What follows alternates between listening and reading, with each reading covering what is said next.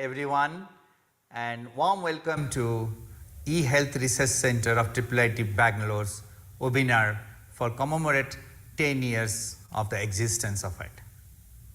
eHealth Research Center has been very active, has been contributed a lot in translatable research for the benefit of mankind.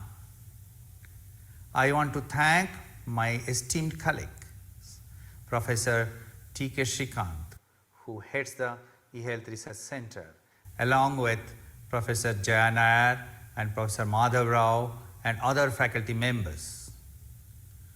Also, I want to thank the scientific staffs and the engineers and the students working on eHealth Research Center for doing innovation of various products and also developing the various ideas to a product as a translatable research to implement for the mankind's betterment.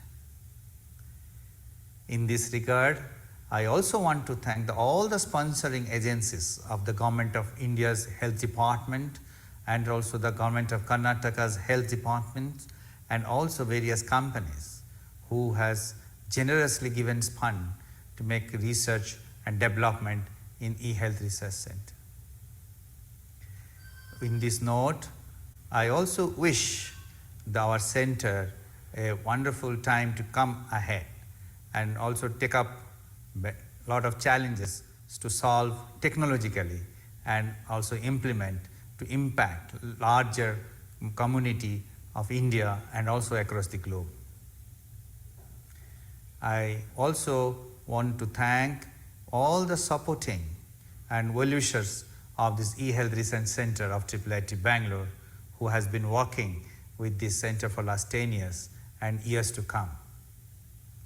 Thank you very much for attending this eHealth Research Center webinar by IIIT-Bangalore for commemorating its 10 years, and I wish all the participants have a wonderful day and nice discussions. Thank you and namaskara. Good morning, everyone. Thank you all for joining, both here. We have a room full of people here and all online, both on Zoom and a live stream. I'll do a quick overview. I don't want to, I want to finish quickly so the speakers who are invited can start. So this is to continue where Professor Amit Prakash left off. This is a, the center was set up exactly 9 years back, September 15th, 2014, Engineers Day. It was inaugurated, and with the simple idea that we needed interdisciplinary research in the area of technology, information communication technologies, to see how we could improve healthcare and specifically look at underserved areas, underserved communities, and so on. So the mission was broadly to see how technology can help improve accessibility, availability, and affordability of healthcare. And from a technology perspective, the way we looked at the areas we could work on was broadly look at healthcare-related data, devices, and healthcare delivery systems. And we are a technology institute, so we work with a number of people in the health ecosystem, all the hospitals, doctors, and health service providers, startups in industry, and government organizations running public health, research institutes, NGOs, and so on.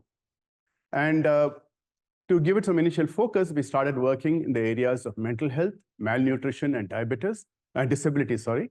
And we have a large number of faculty who have been over the years, maybe about over the years, 15 faculty, a large number of PhD and MS students, as well as students from our undergraduate and postgraduate programs who have been contributing to this work. As Professor Amit mentioned, Professor Amit, Professor Jaya Nair, myself, Professor Madhav Rao, and now Akash are the core team. And we work primarily with a lot of partners, and we have been fortunate to have very good partners and a large number of funding organizations. NIMANS has been our biggest partner, and we'll see examples of projects that have been working.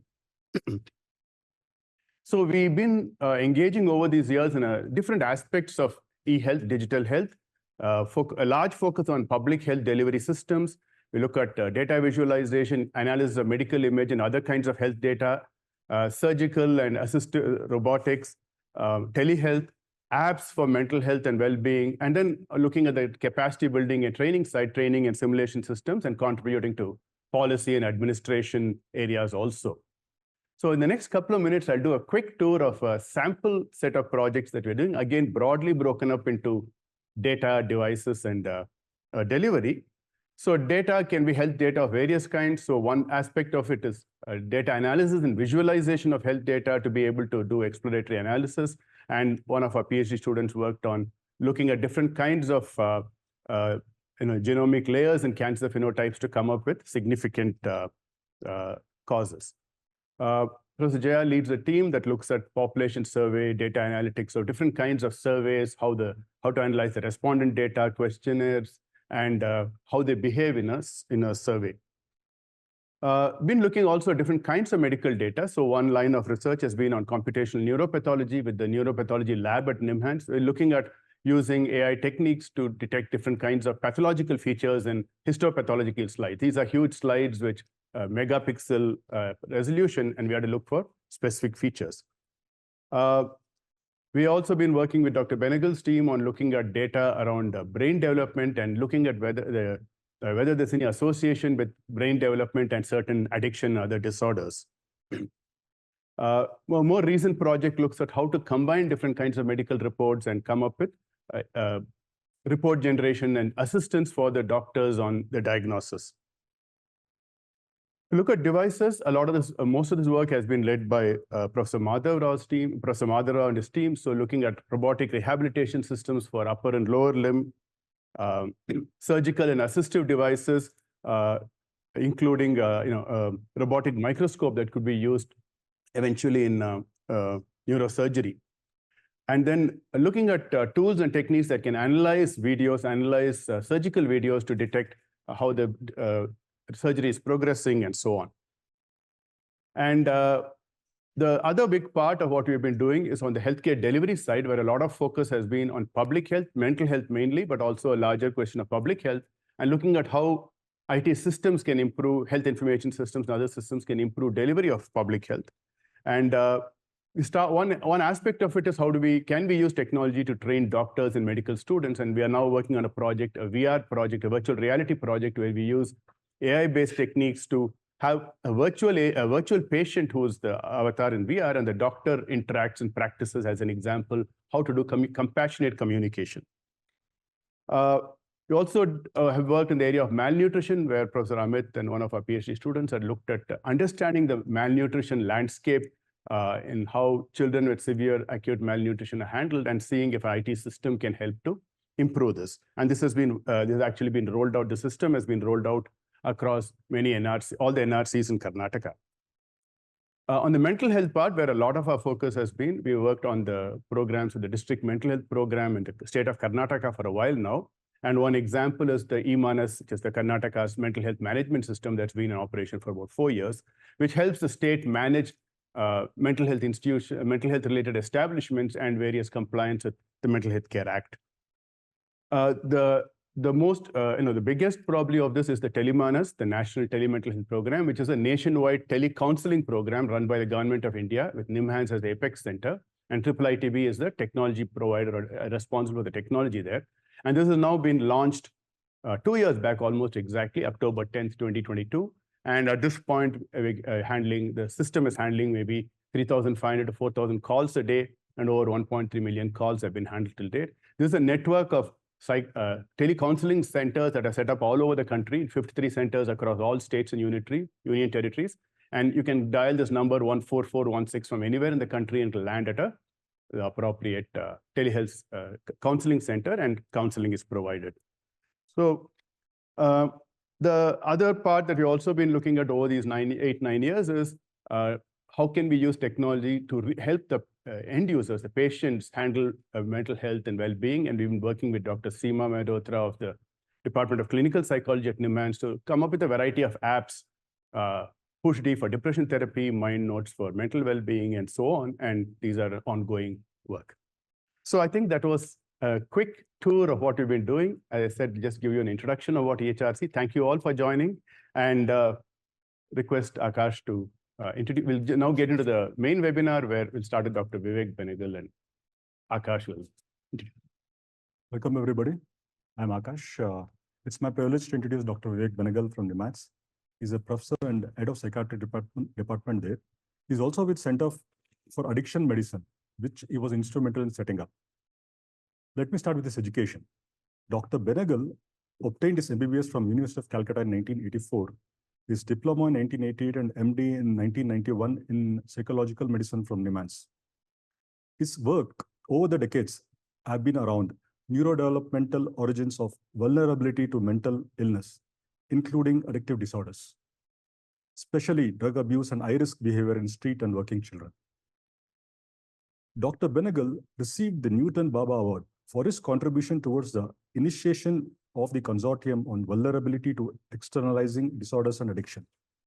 This is abbreviated as CVEDA, a popular acronym. You'll find a lot of further info on this. So one of the largest international neurodevelopment cohorts creating an Indian brain chart for 5 distinct age groups, as well as brain atlas to help accurate assessment of psychiatric illnesses. He's also been a principal investigator to pathways to resilience and mental health, abbreviated as PARAM. This is in effect a continuation of the CVEDA work, much more focused to an Indian context. So longitudinal study of brain development trajectories from early life into adulthood and an exploration of the factors which shape these pathways towards resilience or vulnerability to mental illness. PARAM is collecting information from over 10,000 subjects from the population and from mental health clinics too, to cover the age span from antenatal, that is second trimester in the womb, to adulthood up to 30 years. EHRC, we have been a proud partner in these 2 initiatives, PARAM and CVEDA. So a lot of data has been collected, the multimodal and all that, and we've been looking at them. He's also been co-principal investigator with Center for Brain and Mind. It's a collaborative premier research center focused on supporting research on 5 mental disorders: schizophrenia, bipolar disorder, addiction, obsessive compulsive disorder, and dementia. This is a partnership between NIMANS and National Center for Biological Sciences, NCBS. He's also been an advisory and been in advisory and policy making bodies with the Government of India and WHO. He has over 250 publications, perhaps much more, in the mental health domain. Among many significant contributions, and I could pick anything out there, several out there, I just would like to point out that he has been instrumental in publication of the Alcohol Atlas of India. Alcohol Atlas of India. Okay, so translation research, so a lot of research, right? So what has been translated is studies of newer pharmacotherapies and behavioral interventions to the bedside are gradually becoming standard practice. It's a great contribution. And apart from mental health, he has a diploma in communications in film and theater, has experience in theater and documentary cinema. He has made 3 films, educational slideshows, and is interested in theater and cinema for children. Today, he'll be talking about multimodal data sets in brain development and its determinants. Multimodal data is quite exciting. It's a privilege and honor to have you with us, Dr. Benegal. Over to you. Thank you. Thank you, Dr. Akash. So thank you very much for inviting me for this talk. And let me first congratulate the eHealth Research Center at the IIIT-Bangalore on its 10th anniversary. The EHRC have been very solid partners with us on this journey on the particular research project that I'm going to talk about. And although I am honestly not the right person to be talking about data analysis, etc., what I will try and do in the next 20 minutes is to try and talk about why we have engaged in this process of creating a very large database and a biobank. So what I'm going to talk about, as Dr. Akash referred to, is what is called the PARAM, or the longitudinal study on pathways to resilience and mental health. Now, a little bit about mental illnesses. Now, when you look at mental illnesses, they are common complex illnesses with almost 14 to 20% lifetime prevalence, as we found through the National Mental Health Survey of India. They are diseases of the young, and they disproportionately affect the productive period of life. The current treatments, unfortunately, are essentially palliative. There are huge treatment gaps. There is a lot of disability. and a lot of social cost involved. But what we have understood over time is that mental illnesses are essentially brain illnesses. And the symptoms that one comes across are actually variations. They're over-functioning or under-functioning of normal psychological capacities, whether it's cognitive control, emotional regulation, threat perception, reward, learning, etc. And these are the psychological capacities that all of us as individuals use to engage with daily challenges from our external and internal environment. And when there is alteration in these psychological capacities, we are no longer able to interact with or engage with or cope with our day-to-day challenges and decompensate and have mental problems. What we also are realizing is that these psychological capacities are actually expressions of functional and structural brain networks. Functional brain networks are parts of the brain which talk to each other when some particular function, when one particular psychological function is being performed. And diseases of brain function are therefore extensions of alterations that happen in these networks. So this all suggests that what we really need to be looking at are multimodal studies of brain structure, function, and psychological abilities. And we need to be able to look at these multimodal data points across time, across the lifespan, because all these are varying over time. Mental illnesses are also determined by multiple factors. One is that they're strongly determined by both family history and social and environmental causes. The etiologies are unknown, but both genetic factors and environmental contributions are very important in the construction of the brain and its functions and in the alterations that result in mental illness. So what we do know is that the brain is sculpted by one program-dependent development that is dependent on the instructions which are written into the genome or the genetic code, but that is every moment altered by experience-dependent development. It's altered by the exposome, that is the sum or the totality of all our environmental exposures, whether it is exposures from the outside, the external environment, or the internal environment. And there are multiple processes which mediate between the environment and the brain. So this is a fairly complex structure. So the need is to actually look at, not like I said earlier, you need to look at multiple data points. You need to look at the neurodevelopmental impact of the genome and the exposome and the intermediate processes that occur, whether it is oxidative stress, inflammation, microglial activation, epigenetic modification, proteome, microbiomes, etc.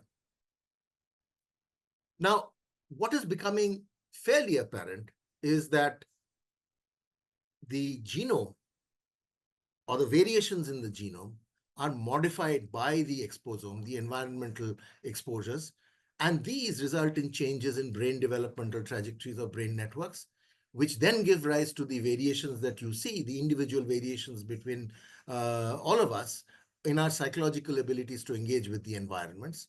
And these, when they engage with environmental challenges, give rise to disease states or resilient wellness state.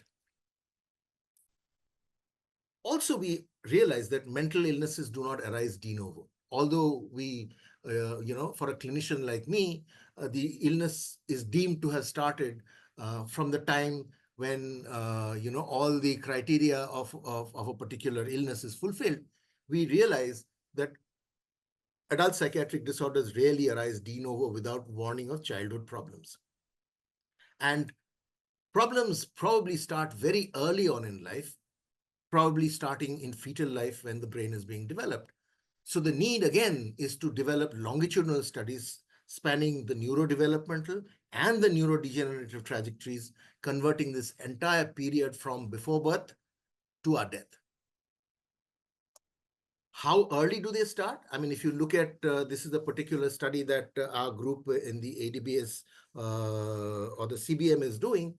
And on, you will see two windows here. You will see, brains in a dish constructed from stem cells taken from normal controls and stem cells taken from people with bipolar disorder or bipolar mood disorder. And you will see that the cells, the brain, the fetal brain cells in the normal control have a more ordered migration as opposed to the cells from the bipolar disorder cells where the early fetal brain cells have a more haphazard migration. I mean, the reason why I put this slide up is just to underline our understanding that changes that give rise to future mental illnesses start very, very early on in life. So there is a need for longitudinal studies to track developmental trajectories through the lifespan. And it needs to look at unaffected, normal, unaffected, vulnerable, and affected populations. And there needs to be repeated multimodal measurements across the lifespan, looking at some of these areas that I talked about earlier. So there are a few longitudinal studies, across the globe, and our study is one of such of these longitudinal studies. That started off with, as Dr. Akash is pointing out, an Indo-UK collaborative project, which was called the Consortium on Vulnerability to Externalizing Disorders and Addictions. So basically, we set out to look for changes that occur in brain developmental trajectories between the ages of 6 to 30, and the various things which gave rise to the variations in brain developmental trajectories. And the CVEDA, became one of the largest international neurodevelopmental cohorts, looking at about 9,000 children, adolescents, and young adults. The CVEDA was then extended through a task force project of the Indian Council of Medical Research, where we extended this cohort to include brain development starting from the second trimester of pregnancy and continuing up to 30 years using an accelerated longitudinal cohort design. The aim is to construct neurodevelopmental trajectories or growth curves of brain morphological features, functional brain networks, and psychological functions across the lifespan from birth into adulthood. We also want to examine the impact of genomic variation and its interactions with a range of environmental exposures which are responsible for shaping this neurodevelopmental and psychological variations and how they mediate or moderate the risk for mental illness. So in this, although this is a busy slide, I mean, I've just tried to put in some of the data points that we use. And these are things like developmental variables, temperament, psychopathology, physiological measures like heart rate variability, digital phenotypes, neuroimaging, starting from ultrasound of fetal brain, FNIRS, MRI scans, placental samples, serum metabolites, genetic information, and exposomal risk factors, which look at neurotoxic environmental exposures, and data from satellite imaging. So these are some of the tissues that we sample for analysis, and we biobank these tissues, which include blood, saliva, urine, hair, nails, earwax, placenta, breast milk, and brain. Why are we doing this? There are two major lines of inquiry that we hope to follow, that we have been following in the CVEDA, and we hope to follow in the Param. Number one is normative modeling, to create brain charts to understand the origins of mental illness. In the same way that pediatricians use growth charts of physical characteristics, whether it's height, head circumference, to identify somatic abnormalities, the question is, can we use growth charts of brain structure, functional networks, cognitive abilities to identify the neurocognitive abnormalities and predict who is vulnerable to psychopathology who is vulnerable to develop an illness, and to do it at prediction at n is equal to 1. The problem with most of our studies in brain science is that most of the important findings that we find are at the group stage. These are group differences. And it is very difficult for group differences to be translated to the bedside. And which is why we want to create this kind of predictive models, which will help us make decisions at the individual level. Following this, for example, our data has been used to create brain charts for the human lifespan from 0 to 100. This is a paper that appeared in Nature in 2022, where this paper provided a first of its kind brain growth chart, which could potentially be used to track individual brain developmental delay and predict early the vulnerability to neurological and mental illnesses. This is freely available for people to use. So in this paper, we have actually been able to create growth charts for different components of brain development, whether it's gray matter volume, white matter volume, subcortical volume, etc. This is the kind of studies that we wish to pursue. We have also created growth curves of cognitive abilities for Indian children. So these are normative developmental curves for cognitive abilities. And we have been able to demonstrate that youngsters who develop on the lower quantiles of cognitive functions have much greater difficulties with self-control, with negative moods, with extroversion, with external and internalizing disorders. We also were able to demonstrate that these cognitive growth trajectories in children are strongly moderated by education, by socioeconomic status. And this, suggests pathways for preemptive and corrective interventions. Recent studies which have been done by some of our students have looked at the relationship between these developmental curves. They've looked at the ability to use these developmental curves to predict alterations in psychological functions, and whether these can be then used to predict vulnerability to actual mental illness. In the Param, what we've been doing is, as we have been collecting, psychological function data, these are children who are performing on psychological tests.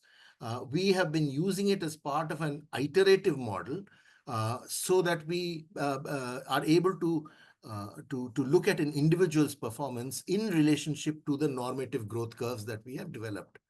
And we hope and we propose to develop an iterative model of psychological assessment, where we can develop, hopefully, and I really look forward to your cooperation, collaboration, and your ideas to develop a platform for repeated smartphone-based self-assessments, which are normed across the lifespan, perhaps from the age of 6 to the age of 80, where we'll be looking at neuropsychological assessments, diet and mobility, substance use, daily hassles and adversities, and the outcome is a mental health quotient, or a measure of mental health difficulties.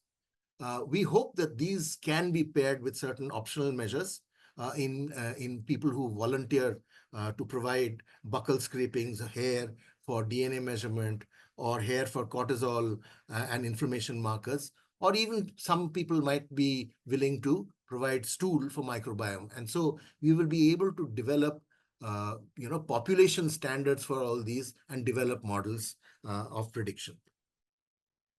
This is work that we did in collaboration with IIIT-B, where, as Akash was saying, we developed a brain chronological age model. And we find that deviations from the normal brain chronological age are predictive of different disorders. This is a paper still waiting to be published, but the second major aim of our studies of using this data is to build mechanistic models to search for modifiable risk factors so that we can look for more preemptive, more personalized and public health interventions. So this is to answer what are the modifiable risk factors, what are the modifiable causes of individual variations in the psychological abilities which lead to resilience or vulnerability. So we want to develop this kind of models which will point towards the mechanism of development of mental illnesses. I will show you some examples. This is a paper, again, in the making, where we are able to demonstrate the cumulative effects of environmental risk factors and cognitive development. Here we looked at the exposure to PM 2.5, that is air pollution, and we examined the cumulative impact of age, socioeconomic status, nutrition, and air pollution exposure since birth on the members of our cohort on cognitive development and white matter maturity of adolescents and young adults. I'll just compress the whole thing and tell you what we found. We found that incremental exposure to PM 2.5 is significantly correlated with reduced cognitive performance in this cohort, with a pronounced effect among individuals from lower socioeconomic backgrounds. This suggests that socioeconomic status may amplify the cognitive risks which are associated with environmental pollution. And we also found that white matter maturity, as measured through fractional anisotropy, reduces in response to exposure to PM 2.5. And this is an important finding because it shows or it demonstrates a particular pathway that this environmental variable may be involved in creating its effect on children's cognitive function. These are papers which have come out from this project where we've looked at the epigenetic modifications of gene expression in response to other environmental risk factors. For example, here we found that greater early adversity in children, blunted the expression of cortisol, which is the stress hormone in these children, which obviously reduce their ability to deal with stress later in life, making them more vulnerable to psychiatric problems. Again, this is work that we have done in collaboration with IIIT-B, and we've been able to look at the effects of nutrition and here is specifically the basal metabolic index in relationship to the development of cognition in children and adolescents. I put up this slide because this is a work that we have done, collaborative work that we've done to look at federated learning without data sharing. This is an example of an international collaborative multiple data set analysis without physical data sharing. And this is probably the way to go in major collaborations where it is not possible to actually physically share the data, but you have this kind of federated learning, which allows multiple research groups to share their data and to work on data together. This is basically, we looked at the effects of adolescent nutrition, adolescent BMI, and adolescent smoking on cognition. I won't go into the details because I just put up this slide to talk about this kind of federated learning using disparate data sets. One of my wish lists is for apps and frugal health devices. Some of the work that I've been reading about, which we would like to use, are paper-based nanotech assays, which assay for hemoglobin or cytokines and inflammatory markers or heavy metals. We are on the lookout for indigenous designs for our FNIRS apparatus, the functional near-infrared spectroscopy apparatus, and the outdoors. These are very costly devices, and we hope that we can work with groups in Bangalore and in the country which make these devices more freely available, cheaper, and more accessible. We are on the lookout for pollution measurement devices and for devices which are cheap and accessible devices which measure things like heart rate variability. I will end very quickly with another wish list. There are multiple groups who are actually working out of Bangalore. and who are working on different periods of the developmental span, and who are looking at almost the same data points. One of the things that I've been trying to get to talk to these groups is to put our data together so that we are able to have a data span which spans the entire lifespan from the cradle to the grave. And this is something that I hope that we can go ahead with, because it will be of very great import in a way we understand how the brain functions, the mind, and how the brain functions, the unquiet mind. I'll end there. Thank you.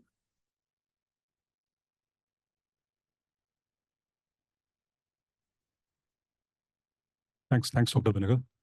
Akash here again. I have a question. So we talked about brain charts, and that's the work with Siveda, where probably UK or European data was also used or compared across. So when you prepared the brain charts, do you see a difference with Indian brains and let's say European or UK brains, the kind of templates or Okay. normative? I understand. I understand the question. So basically, I mean, I did not talk about the brain charts that you are referring to. So these are the brain charts which actually are brain templates. And the brain templates, the Indian brain templates that we created are for 5 data bins from from the age of I forget, from the age of I think 6 to the age of 65. Now, the way these templates are different is, you must realize that when we go for a scan, our scans are measured against the MNI template, the Montreal Neurological Institute template, which was a template which was of around, I think 22 men and women from Canada. And that is what has been used. Subsequently, the Chinese have created brain templates, and the Koreans have created brain templates. The Japanese have created brain templates, and they are subtly different. And we used our brain templates to see, how much of deformation is required of the data that we get from our scans. And we found that, it requires less deformation of the data than is required by the MNI brain template. So yes, it is important to have templates which are specific to your ethnicity and other things. Okay, thank you, doctor. Any questions from the online folks? Yeah, kindly type it on the chat box. Any questions? Yeah.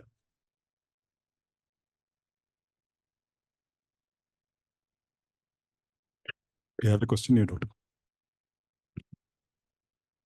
Hello, Professor. This is Lakshmi Jagannathan. I'm from the Incubation Center of IIIT-Bangalore. Fantastic research presentation. I was also very happy to see that slide on the wish list of frugal devices and all that.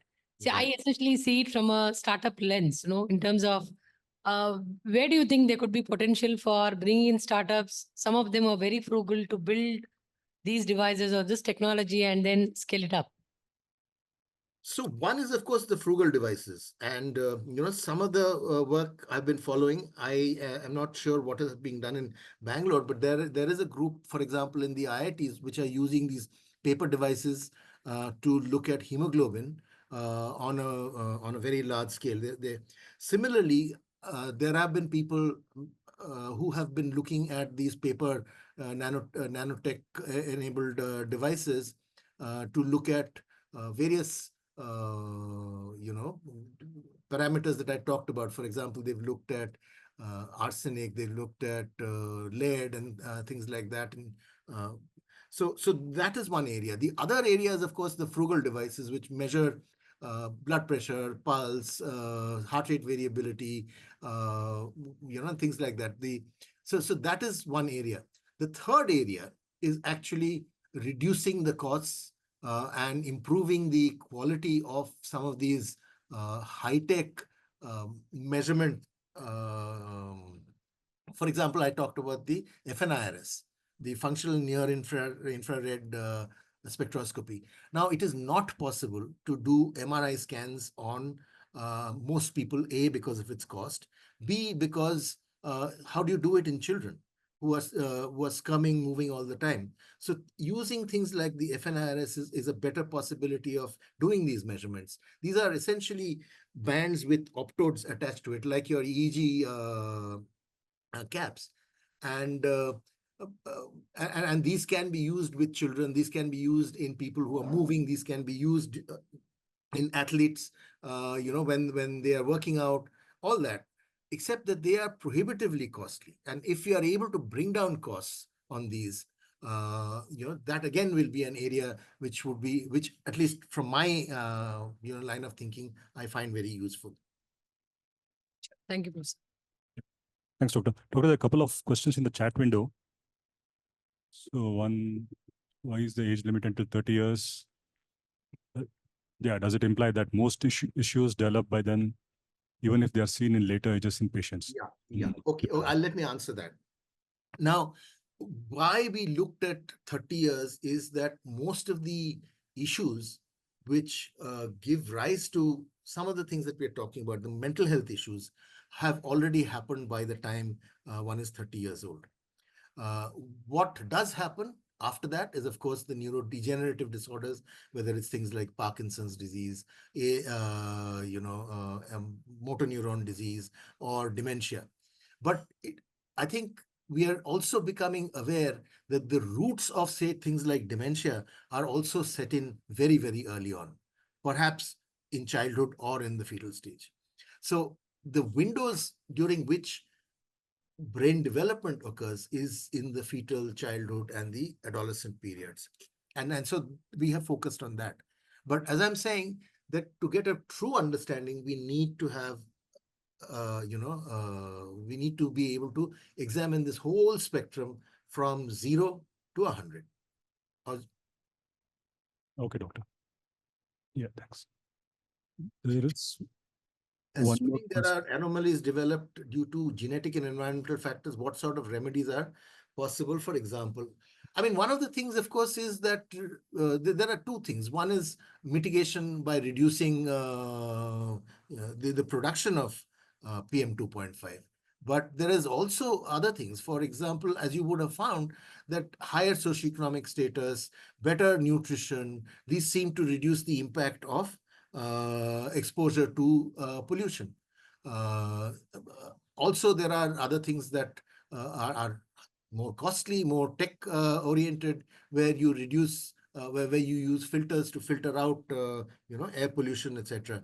But I am a great proponent these days of using universal interventions, which is things like diet, which is things like, exercise and other things, which seem to have a anti-inflammatory effect on some of these changes that occur in the brain, which are essentially due to are essentially outputs of inflammation which has gone rogue. Okay, Doctor. Yeah. I think we don't have any more questions. Yeah. Thanks, Doctor. Thanks, Dr. Benegal. Thanks so much for this wonderful talk. Thank you. It's been quite an informative talk, and been a pleasure having you with us. Thank you so much. Yeah, so hello everyone. So my name is Madhav Rao. I'll be introducing the next speaker. We are very glad to have Mr. Venkatakrishnan with us today, and then he's the second speaker. I'll just briefly introduce about Mr. Venkat. Mr. Venkat holds an MTech degree in software engineering from BITS Pilani and have around 29 years of experience in the industry.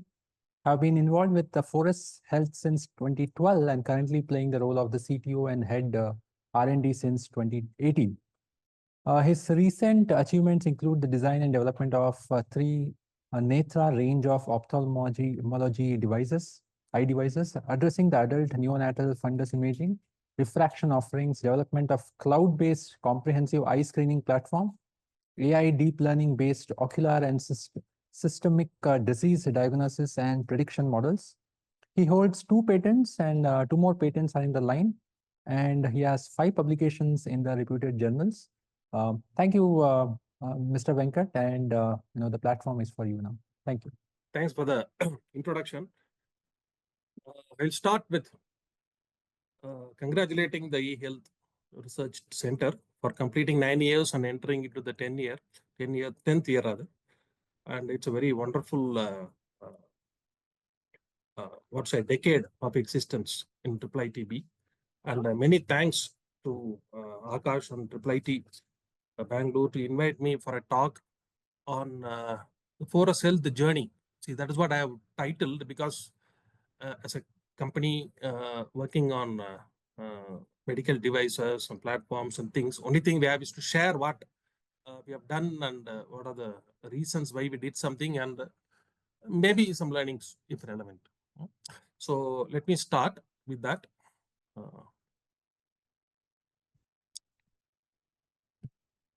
So everything starts with a problem statement. So when we started in the end of 2008-9 time frame, and the company was formally started in 10-11 time frame, we were trying to understand the problem. So, and what is the unmet need? So this is one of the very important thing that every entrepreneur, everybody who's interested in startups should do that first. Where is somebody should be ready to buy your solution, and there should be a need somewhere. Because many times I have noticed that there are people who work purely from a technology angle without understanding who will really use it or who will buy it, and many times get frustrated, which is understandable. But that is where everything starts. So what is that we did as part of the understanding the problem?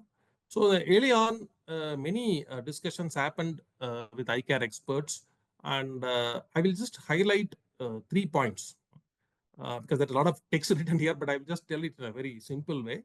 First thing that came up is a lot of these retinal conditions are very silent, and they manifest after some time, and some of them are irreversible. So it is like a really a tragic scenario. Second thing that came up very clearly is that most of these are preventable. That means, like, if you catch early, the experts repeatedly told, yes, we can stop the acceleration of the condition and retain the sight for rest of the life. Sight being such a, or rather eye being such an important sense organ, I think all of you agree that it's very important that we retain the sight for rest of life. And also very interesting insight came out that there are 5-6 conditions which constitute about 70 or 75% of this major eye conditions in the population. And they are diabetic retinopathy, glaucoma, then macular degeneration, cataract, and of course the refraction, which is a very common condition. It's not a disease, but it's a condition things. So repeated iterations with experts and also looking at market and everything, it became very clear that there is a need for some kind of eye screening technology solution that can identify these common eye conditions at early stage. And the need was very real, because meeting after meeting, the same thing was coming out.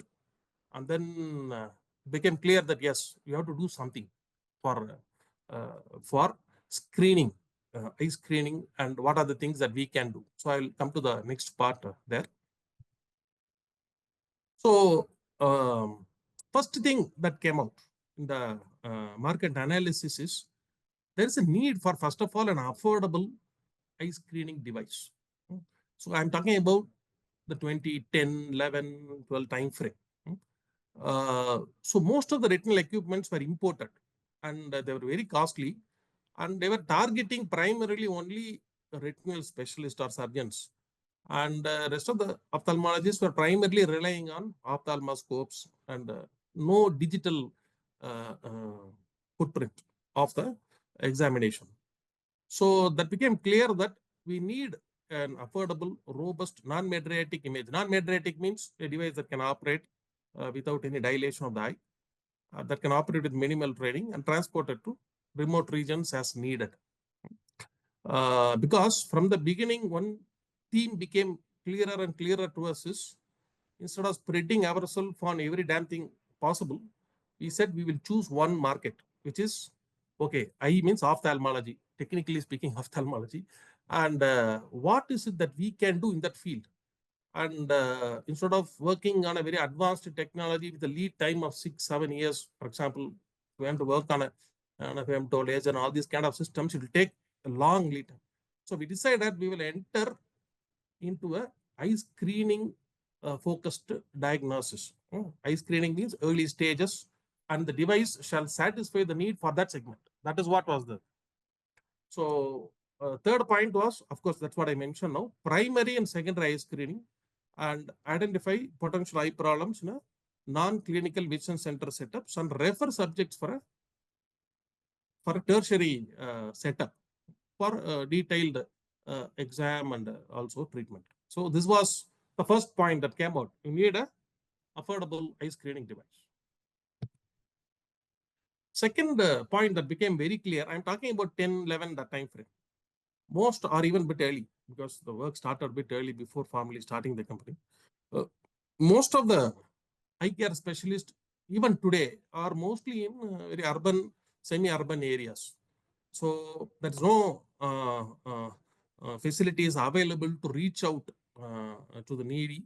And so basically they don't get treated. That's what we understood. So that with company, there are hospitals which are doing a lot of camps, everything. But then at the same time, it is like the need is so high. It is like taking a bucket from either and then pouring from a lake. So there is no end to it. So then some few technology related things happened around the time. And that was the period of cloud explosion. I think all of you are high-tech engineers, professors. All of you understand that managing an infrastructure on the internet is extremely high challenge. It is not at all possible. You need 120-member team to just manage the service.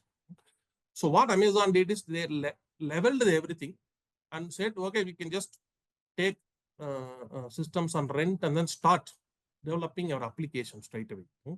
So this was one of the important things that helped us to move in that direction. And so we started building. The second point is building a comprehensive teleophthalmology infrastructure that will help connect the experts on the eye screening points. So that was a second unmet need that we could recognize. Third is intelligence in the diagnosis.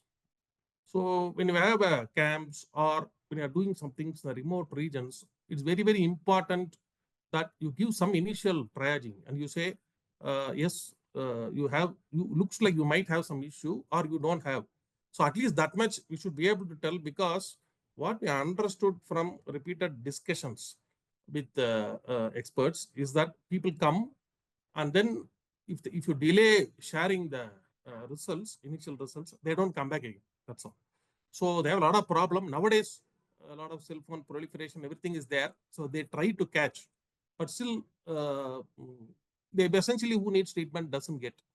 So the need for a coarse normal abnormal assessment that can run on a PC, that was the early 2010 to 14. This was all pre-AI era.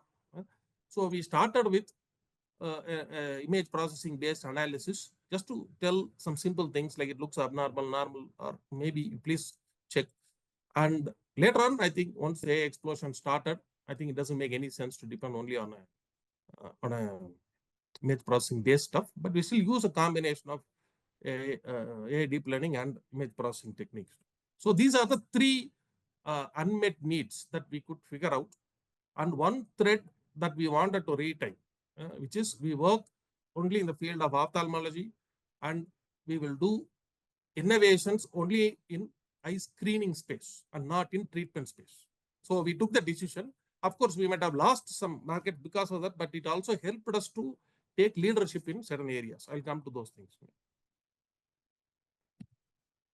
So once we know what is the unmet need, what we want to do, you always need an inspiration, because see, all technology, everything is very good, but if you don't have an inspiration, it won't take you far, maybe few years. But our inspiration has been Dr. Venkataswamy, is fondly called Dr. V. a tremendous, what to say, he literally changed the shape of eye care in India to Aravind eye care system.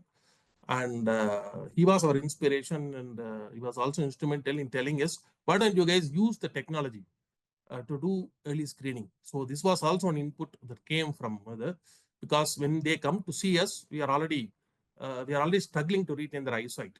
So this he told when we were in Philips. Okay, see, myself, I used to work in Philips. On the right side, you see our CEO and founder, Mr. K. Chandrasekhar. I think he has driven this whole 14 years with tremendous passion against extreme odds in the initial years. And of course, now we are reasonably established, so it is not that difficult nowadays. So what is the mission statement? So what we said is, okay, we're all technology guys. Myself and Casey used to work in Philips, and all of us came from various technology companies. We are not a medical guys. So we said, okay, we'll work towards using this technology to eradicate avoidable blindness with complete focus on early eye screening, which is what I mentioned already. And we said we'll go with, actually this brand names evolved over a period of time, but currently this is how it stands. So we said we'll give a Trinetra. So Trinetra means kind of third eye. So this can be the third eye that will detect abnormal conditions in the eye. And then we have the telecare platform, which scales. I'll show some statistics on how much we're able to do so far. And the last one, we just named it recently, like a precision knock-out intelligence for systemic diseases and eye health. So this is the last one. We just named it only last month, but we have been working on this for many years now. So these are the three clusters where we operate. So we'll start with the devices, and I will also tell why we did what we did, because that's what will be interesting, because in 20-25 minutes, I can't go into the details of every product, but I'll just tell what may be interesting to all audience. So what is the first thing? I think adult eye imaging device we already saw there, I put there. That's the first focus area, mainly targeted at the diseases that I already described. So we took some clear decisions like make it robust, transportable, and also using it for camps, for in-clinic, in vision centers. So it should be flexible to operate that way. This is how we started first. And some of the technology decisions that we took, I have not put here, but is to make it affordable. Earlier at those times, everybody used to have only CCD cameras. And CCD cameras are extremely expensive, and they also draw a lot of power.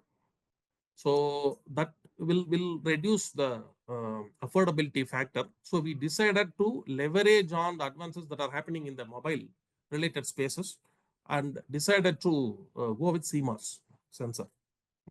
And also we used technologies like liquid lenses long back for focus related things, and also relied more heavily on PC based processing, because we always used to supply the PC with the device, so that we can keep the cost optimal on the device side.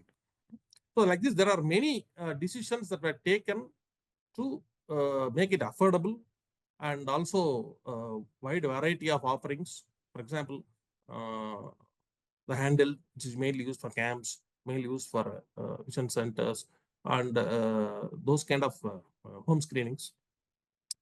And then the telemedicine. From the beginning, we were very clear, whatever is available, we should use that to do telemedicine and scale. So that was a very clear message for us. That means that yes, build on it. Even if you don't have a single customer, start.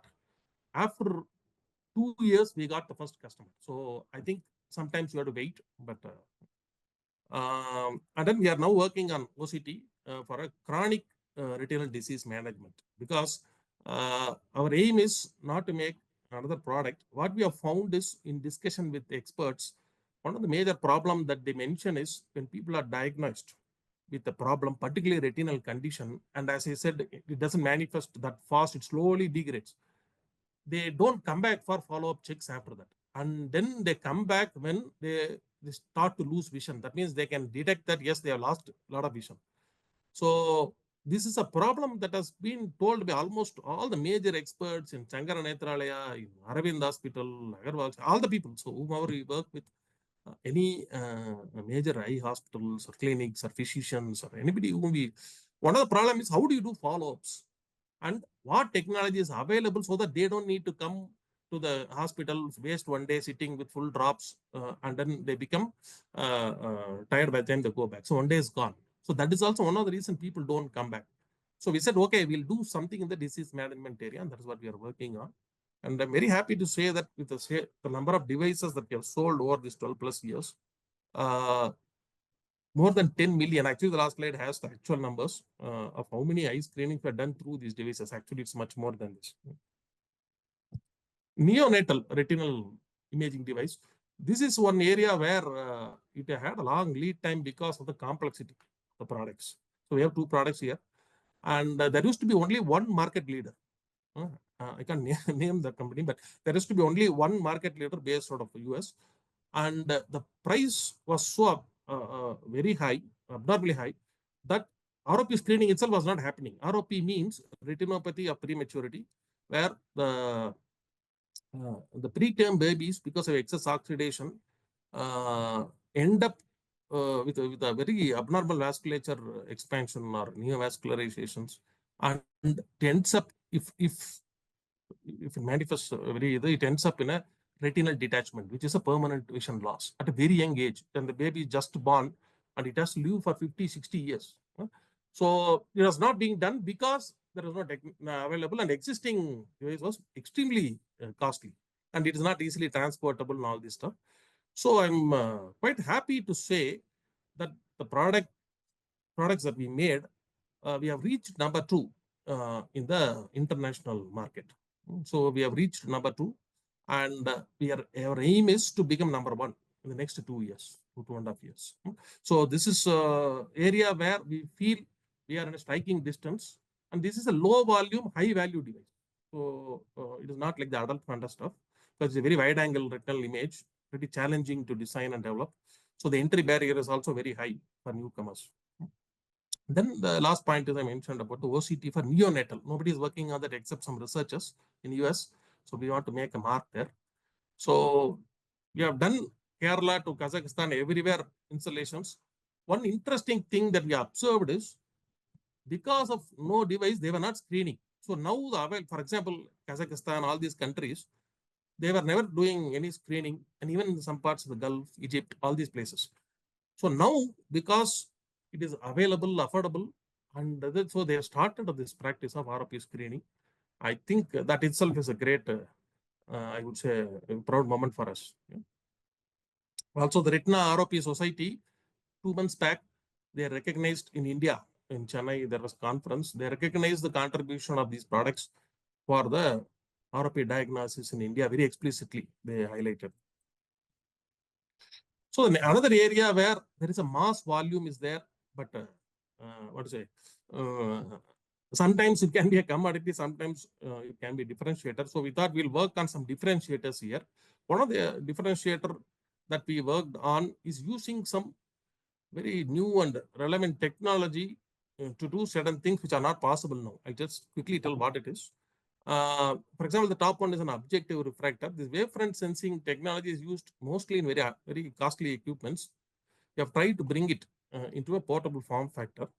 The second one that you see on the bottom is just launched a few months back in the US directly. So normally we launch in India, then we slowly expand, but this time we decided we launch in US because in the Vision Expo, we got a tremendous for this, because this is very innovative, first of a kind. It uses liquid lenses. There's no physical lens, and you can adjust the power by controlling from a smartphone. And also it is teleoptometry enabled. An optometrist can remotely sit and control, which seems to be a big need in US because the number of optometrists are still very low there. Same story as ophthalmologist.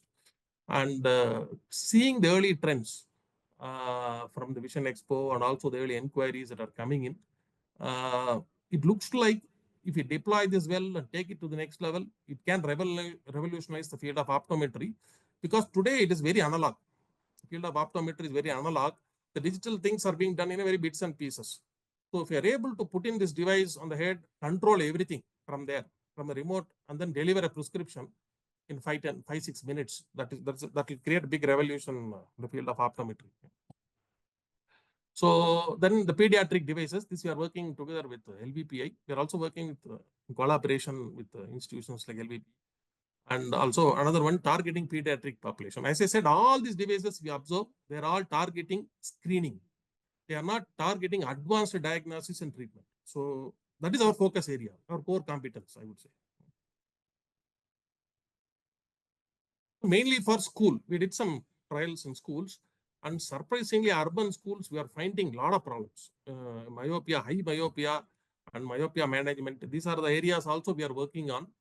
But first you have to screen, then you have to work towards how to address the myopic condition at very young age, particularly urban kids. Rural seems to be slightly better. And also today, if you see eye assessment of the babies, basically nothing is done. The doctor just moves the hand on that. With that, they see the eyes responding. That's all is done. There is nothing being explored in detail. So we hope to make a beginning there. So next is comprehensive cloud-based. See, the second major unmet need I mentioned was eye care service delivery. All the devices are all fantastic, but if you can't deliver this as a service, it is almost useless because then it has to reach the needy. So we also work with partners, and we also do by ourselves. So that is the cloud-based eye screening workflow. So it is basically a highly configurable and scalable web service software architecture. And it has all the features. I think I won't read out all of them, but it is deployed now in India, Bangladesh, UK, Kenya, and we are deploying in US also for the teleoptometry. And I would like to touch on the impact. So through the government program, I'll just show here. This is the snapshot I took yesterday of the Andhra Pradesh government's dashboard for the Mukhyamantri E-Eye Kendram. We conceived this and implemented it in partnership with Apollo. And this has been successfully running now for 6 years. 2018, it was inaugurated by Mr. Chandrababu Naidu. So there is a 3.4 million screenings has happened in these 6 years across 115 centers, community health centers throughout.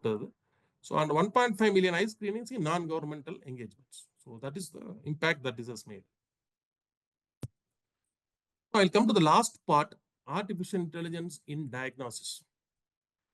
I think now all the AI is the buzzword. The last few years, everybody talks about AI diagnosis, everything. So one thing we realized early on is that instead of trying to show that, okay, we have this, that, everything, we will first work on checking the real world relevance of these things. Where will it use, where it will help, and what can we do, and where are the points of deployment? All those kind of things, we took some time and basically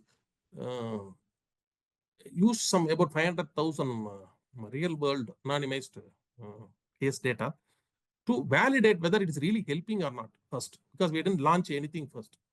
So after we confirmed now that yes, it is giving pretty good sensitivity and specificity over such a large volume of data, now we have entered the commercial phase, or rather we already entered and starting to deploy now. So 3 points we work on: ocular, systemic conditions, and digital optometry. Ocular conditions is straightforward. I think I already spoke about diabetic retinopathy, RMD, all those cataract and all.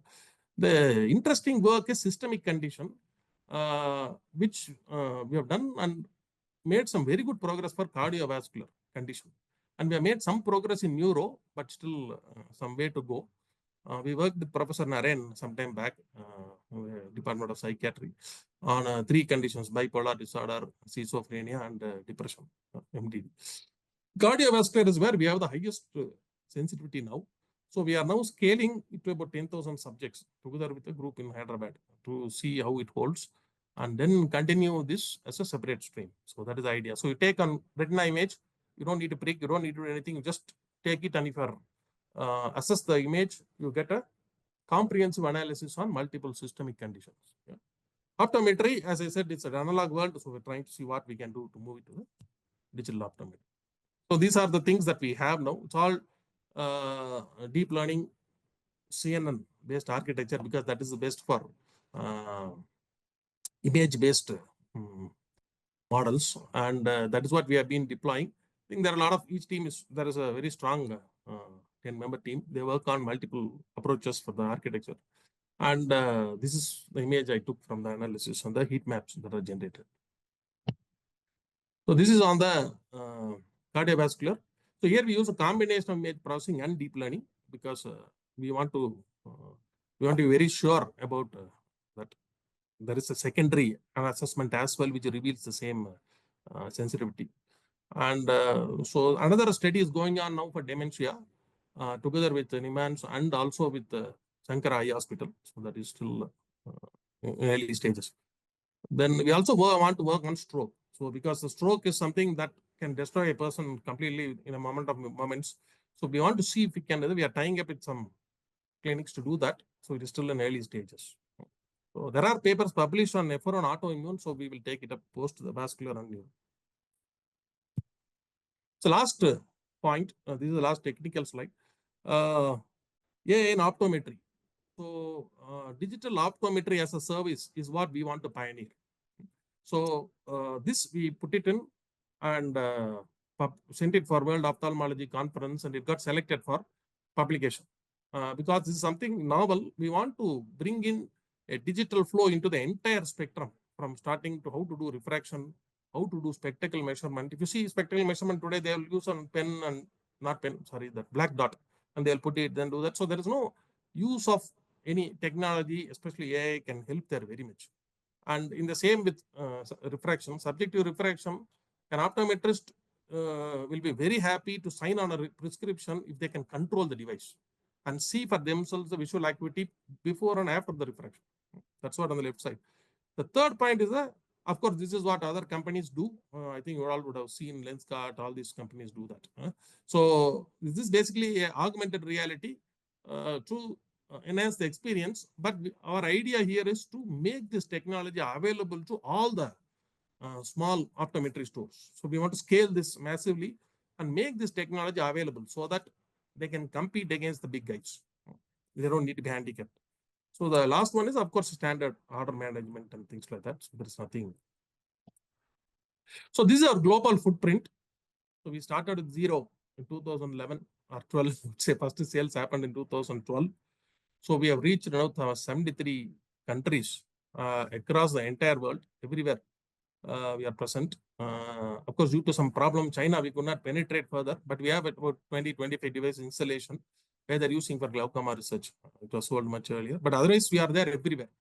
And we also managed to get the certification and the regulatory clearances for all these regions. In India also, as you can see this map, it is there everywhere. So except Ladakh, Ladakh is only 2, but otherwise everywhere we are present completely, even Arunachal Pradesh, Meghalaya, Mizoram, Andaman, Nicobar. So all the places we have presence in India, and we continue to explore to expand further. So this is the last slide. Key milestones in the 14-year journey. We have about, I already showed the countries, 73, 3,600 installations, 14 years, 8 products.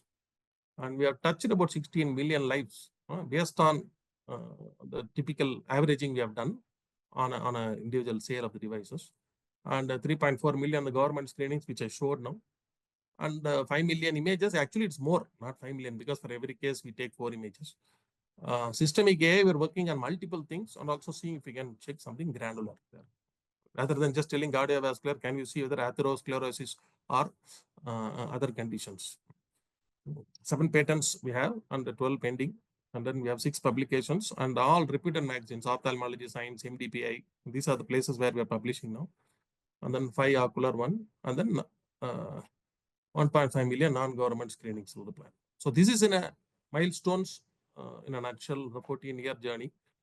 And the last I put that to say that our aim is to design and make in India for the world. So that is our goal, and we hope to drive in the direction in the coming years. Yeah. Thank you very much for the opportunity. Yeah, thank you, Venkat. Really inspiring and very apt for the EHRC 10th year anniversary. Venkat, I had one quick question. In terms of the modality of the data, right? Modality of the signals, you have used the CCD camera. So basically, it's a camera-based system. Do you think having a different modality in terms of thermal imaging or IR sensors or any physiological data, will the cost go down? Is that a possibility? We tried thermal imaging many years back, but unfortunately at that time the thermal imaging was very high in cost and it was not at affordable level. So, for example, we did one study on checking intraocular pressure with thermal imaging. Hmm. So, but then what happened is this camera itself was so prohibitively expensive, we dropped that. Infrared, we do that. Infrared, in fact, infrared imaging we are doing, but infrared we are using as a technology in OCT. Hmm.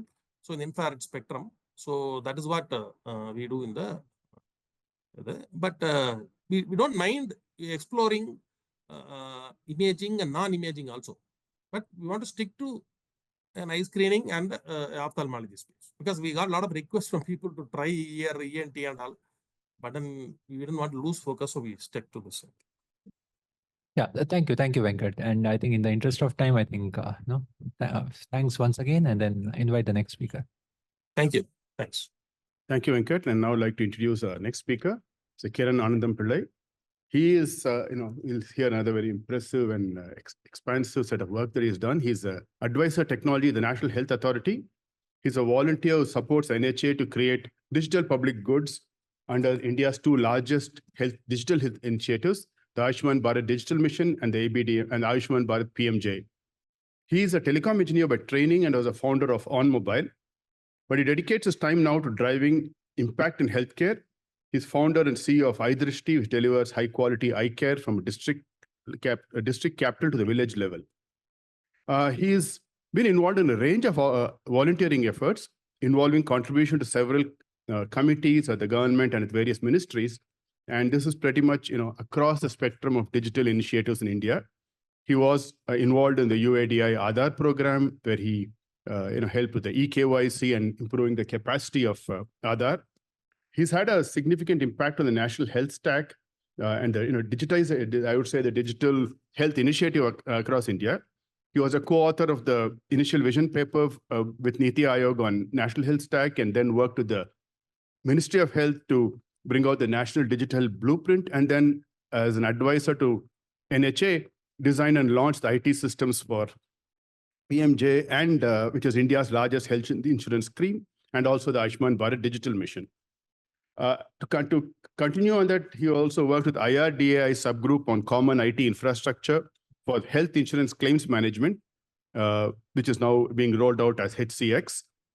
And apart from this, he's also been advisor or committee member to initiatives of various ministries, the Ministry of Labor, the Ministry of Education, Ministry of Agriculture, NIC, and the Department of Health, Government of Karnataka. It's a pleasure to have Mr. Kiran Anandam Pillai address us, and we would love to hear about his experience and his views on digital health in India. Kiran. Thank you, and congratulations to everyone at EHRC on your 10th year anniversary. Good afternoon, everyone. I'm sure many of you have heard of the Ayushman Bharat Digital Mission. Many of you have heard of the words, digital public infrastructure or DPI. So what we'll do today is try to take the next 15 minutes to understand what are these new DPIs.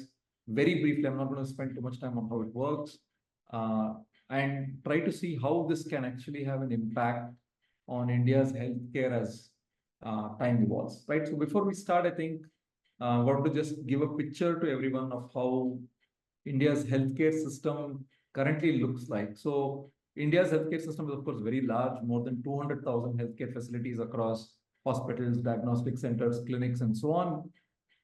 And when we started looking at digitization in healthcare, naturally you have to focus on, who's making software, who's providing software to all of these hospitals and diagnostic clinics. And we came across more than 2,000 vendors. Also, we found that the whole industry is very, very fragmented. We could not even find a single player who has at least even a 1% market share. And so there's a very, very large number of providers making software for these people. And on the consumer side, we see patients use a mix of both public and private care. I'm sure all of us, many of us here would have got our COVID vaccinations from the public health system, whereas we may be actually seeking private healthcare for many of our day-to-day needs. So in terms of data and data movement, we needed an architecture that would actually span public and private healthcare. And we also needed to figure out how could we get something that would work with this variety and width of software. It's not going to be possible to replace every software in the game. So how would exactly we approach that, right?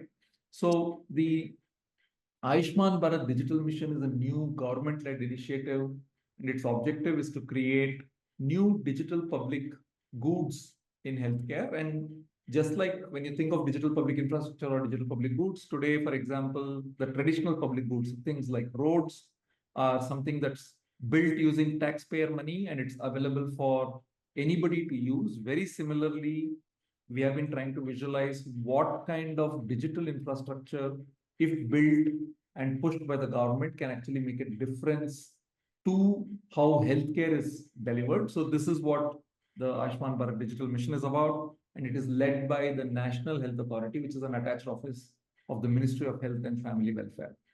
Now, these are the core three digital public goods we identified and built as part of ABDM. The very first one is called how do you move health data and make it interoperable across various players. And we do that through something called health information exchanges and consent managers. And the word consent manager is quite important given that India recently also rolled out the DPDP Act, the Digital Protection, the Privacy Bill, to which everybody will need to comply. So one of the key things that the HIECM enables is it enables you as an individual to be able to collect your health records digitally from any participating healthcare provider in the ecosystem. And this is already kind of live.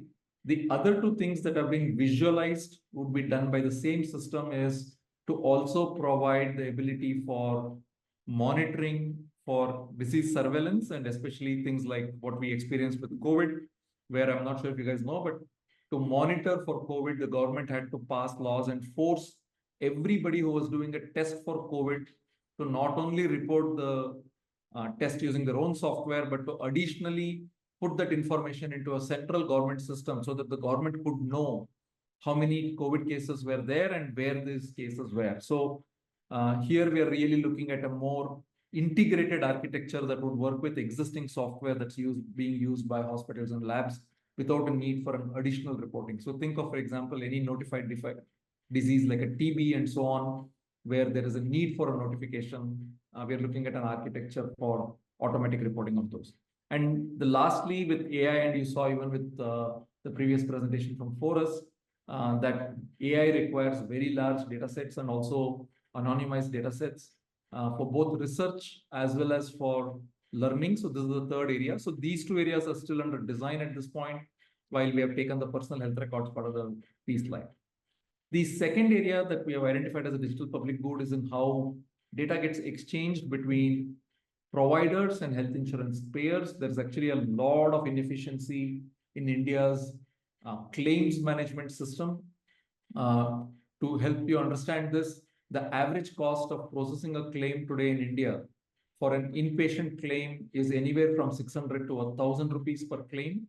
And if you imagine using the same manual, mostly scanned paper documents architecture for outpatient claims where a doctor visit plus a medication might be less than 500 rupees. It's not a system that can actually deliver on that. So we have revisualized how insurance should be claimed, and the National Health Authority as well as IRDA has recently launched what's now being called the National Health Claims Exchange, and that provides an API-based architecture for exchange of health information between payers and providers, very similar to how the stock exchange to some extent brought in a lot of transparency into how health, stock trades were being done. We expect a very similar thing that will happen in the health claims with the introduction of this digital public good. And the last area is in terms of how do you do interoperable digital health services. So classically, if you think about things like booking an appointment in a hospital today, you would find the hospital site, go to a hospital's web interface or whatever, or call and then essentially book an appointment. but can hospitals expose a standardized API and could you use any consumer app? Very similar to how you have today with UPI. You don't care about what software the other party is using, whether it is, you could be using PhonePe, somebody else could be on Google Pay, a third person could be on a bank app, and you're able to interoperably make things happen. UHI has been designed with a very similar interoperability construct, and essentially it allows for completely interoperable teleconsultations, which means you can find a doctor using any app you want. You can book an appointment with them at the time they're available. You can make a payment. You can exchange health records, and you can actually have a teleconsultation with them. And they could be using a completely different software from what you as a consumer are using. And so those are the kind of things that UHI enables. And these are the three big digital public goods that the National Health Authority is promoting. And you can see that it can have a wide-ranging impact as it starts to get adopted across how healthcare is delivered in India. I'll quickly cover a bit about one use case with the Health Information Exchange so that you can get an idea of how it works. As all of you know, health data is already very digital. I'm sure almost none of you have seen a diagnostic report that is not being generated on a computer. So clearly there's something digital going on there. And most of you would have received maybe a SMS or a WhatsApp link with which you can PDF view and download a report. So all this is great that India is getting more and more digital. But the challenge here is that if I ask you for that last report that you had, or an easy way for you to share it with your doctor, that's not there. So there is no creation of a longitudinal history with this approach. And very few people have take the time and the effort to organize all of their digital records carefully. And secondly, you're getting a PDF, which is not, while it's human readable, it's not necessarily the best format to make it machine readable. Of course, that is changing rapidly with the emergence of Gen AI, where document understanding is starting to improve. But definitely, we would like to see more data being available in a structured format. Now, so what ABDM says is that, look, Mr. Healthcare Provider, if you are creating any health information digitally, then please start by linking that as a health record to the patient's Ayushman Bharat health account or Aadhaar. And then whenever you're sharing that digital document, share it in a format which is a standardized based on FHIR, which stands for Fast Health Interoperability Resource Format, so that it can be also interpreted by software systems. And that's the core thing that Ayushman Bharat says. And it's pretty easy for you to get an Aadhaar if you have not already done it. You can download any one of these apps. So similar to the UPI ecosystem, where you have multiple apps, a bunch of players are starting to build apps for consumers, including Briefcase, Eka Care, Arogya Setu. You can use any of these apps and you can actually go ahead and create your Aadhaar. It takes just a few seconds for you to create it. Or for people who actually don't even carry phones, they can get an Aadhaar for themselves when they visit the hospital. And just by providing an Aadhaar and a consent, which can be a biometric consent, they can create an Aadhaar, and that can be also given to them as a card, and it carries a QR code. So the next time they go to another hospital, if they just show the card, the hospital is able to obtain their Aadhaar. So that's how patients get Aadhaar. Already about 60 crore people in India, that's almost half the population, a little less than half the population have managed to already get an Aadhaar for themselves. Now, what does an Aadhaar do? Essentially, like we said, whenever any healthcare provider creates a medical record, we expect them to link that with Aadhaar. And the keyword here is link. They don't actually give the record into any central system. They keep the record. They're simply putting a pointer which says that, hey, I have a piece of health information for this patient, and absolutely no health information is available with the Aadhaar itself.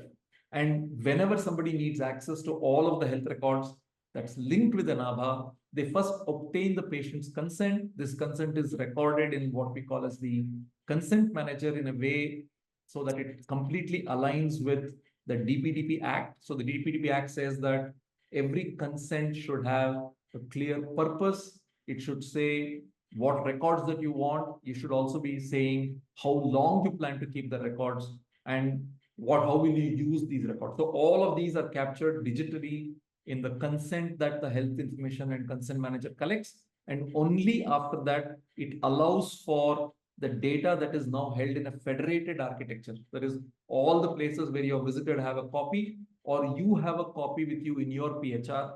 And between one of the two copies, you can then share it with whichever is the requesting entity. Now, the requesting entity could be another doctor. It could also be a machine. It could be some kind of a bot which wants to give you a second opinion in the future, and so on. But the data is available to whoever you share with your consent, plus the architectures allows you to withdraw your consent at any point, and in which case the data would be withdrawn from the place where you shared it. I have not gone into the tech architecture. There are several slides that I have where we can talk about how this would work, but I just also want to share that India didn't get here in one day. This journey and this concept started back in July 2018, and then there was a whole bunch of reports, committees, many different activities that were done before this was actually launched right in the middle of COVID in September 2021, and this has been progressing. Now, how do we expect this to actually reach all of us here? And I must say that right now, you might not have experienced much of it if you are not somebody who uses public healthcare, because adoption has been excellent in public healthcare, but very poor right now within the private healthcare ecosystem. And that is something that the government is actively working on to see what can be done to improve private healthcare adoption. Now, we talked about the fact that there are more than 2,000 software companies that provide software. The way the architecture works is we expect that software organization to integrate with these digital public goods or infrastructure. So with the ABA system, with the HIE system, through a bunch of APIs. And these APIs are exposed and available for integration on something called a sandbox. For those of you interested in this space, like I saw that eManas is one of the solutions that is there, and at some point eManas may require to become ABDM compliant. So you would need to go to the sandbox.abdm.gov.in and essentially look at the APIs and go through an integration process that allows you to integrate your solution with these digital public goods, that allows you to then link your health records or get your health records from ABHA. At this point, the government also has an incentive scheme where it is paying ₹20 for every health record linked to the hospital that supports such a linkage, and also ₹5 to the software person, the software company that helped create the linkage. And that's one of the incentives that's been given for adoption. We have that number needs to be updated. The number has crossed more than, I think, 250 now software solutions that have finished the integration, and they're starting to kind of roll out into the various hospitals. So you bring your software in, you integrate with the DPGs, you show that your test cases work as expected, then you go back and deploy the ABDM enabled version of the software back into your health facility. And that's how you start participating in this ABDM ecosystem. So that's a quick short summary of what ABDM is and how that process works.